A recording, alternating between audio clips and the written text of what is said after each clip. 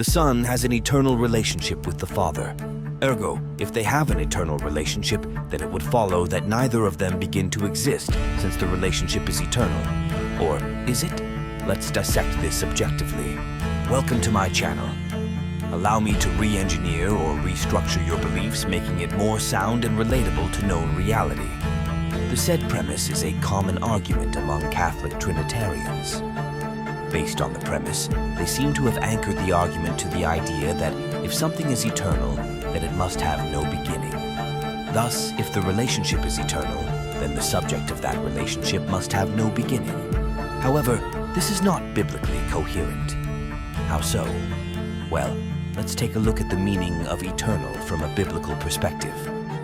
In concordance, eternal is transliterated from the term aionios, which means age-long, eternal. Its usage is age-long, unending, partaking of the character of that which lasts of an age.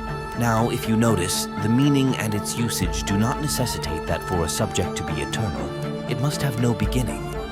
Therefore, a relationship can be eternal, or last for an age, or unending. But it does not necessarily follow that the relationship did not begin to exist.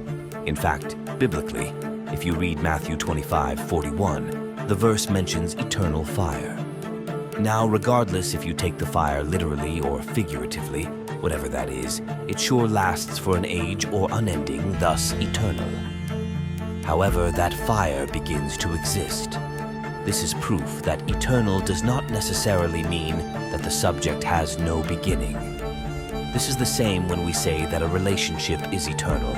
Although that relationship lasts for an age or is unending, it does not mean that it did not begin to exist. Moreover, relationships are relative to the existence of persons. That is to say, for the Son and Father to have a relationship, both persons must exist first.